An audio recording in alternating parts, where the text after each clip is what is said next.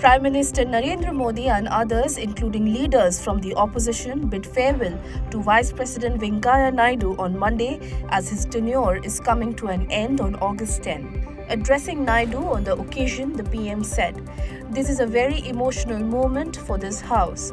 Several historic moments of the House are associated with your graceful presence. You encouraged dialogue and set standards and a legacy that will continue to guide your successors." PM Modi also said that Naidu had contributed to the increased productivity of the Rajya Sabha. It was a great day on Monday for India's badminton team at the Commonwealth Games being held in Birmingham. Ace badminton player and double Olympic medalist PV Sindhu won women's singles gold medal at the Games after a 21-15, 21-13 win over Canada's Michelle Lee. This is the first ever Commonwealth Games singles gold medal for Sindhu. She had won bronze in 2014, silver in 2018 and has now completed the set.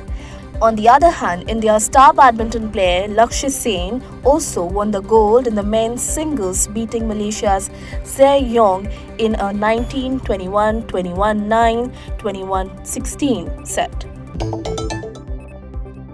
Amid controversy over weekly holidays in some Jharkhand schools, Bharatiya Janata Party MP from Godda, Nishikant Dubey, has alleged that the state of Jharkhand was moving towards Islamization.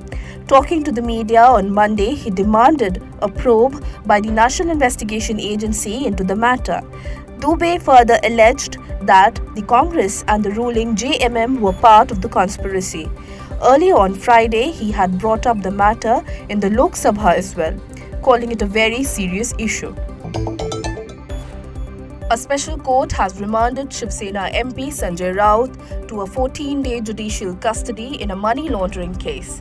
He was produced before a special PMLA judge at the end of his ED custody on Monday. Raut was arrested by the Enforcement Directorate on August 1 in connection with alleged financial irregularities in the redevelopment of the Patrachol in suburban Goregaon. In a tragic incident, 3 people died and many others were injured in a stampede at Khatu Shyamji Temple in Rajasthan's Sikar early on Monday morning. The injured were rushed to a hospital in Jaipur for treatment. The incident happened at the gate of the temple where a large crowd had gathered.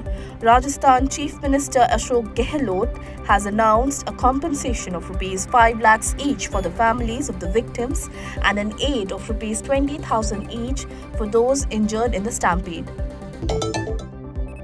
In a key development, 6 suspected Pakistan spies have been detained by the Rajasthan police. As per reports, the arrests took place in western Rajasthan and the accused are being questioned. Of the 6 suspected spies, 2 were nabbed from Jaisalmer, 3 from Jodhpur and 1 from Pali. They were said to have links with Pakistan's ISI. A special CBI court on Monday awarded 3-year imprisonment to former Coal Secretary H.C. Gupta in connection with irregularities in the allocation of a Maharashtra coal block to a Nagpur-based private company. 2-year imprisonment to former Joint Secretary in the Ministry of Coal K.S. Kropa and 4 years jail term to Mukesh Gupta, director of the convicted company. Grace Industries Limited was also awarded. Notably, in August 2014, the Supreme Court had cancelled the entire allocations of coal blocks. The National Investigation Agency on Monday carried out searches at multiple places in Jammu and Doda districts against members of banned Jamaat-e-Islami in a terror funding case, as per media reports. The case, registered by NIA suo motu on February 5 last year, pertains to the activities of the JEI members who have been collecting funds domestically and abroad through donations purportedly for charity purposes, but instead using the money for terror activities. Notably, in February 2019, the centre had banned Jamaat-e-Islami for 5 years under anti-terror laws.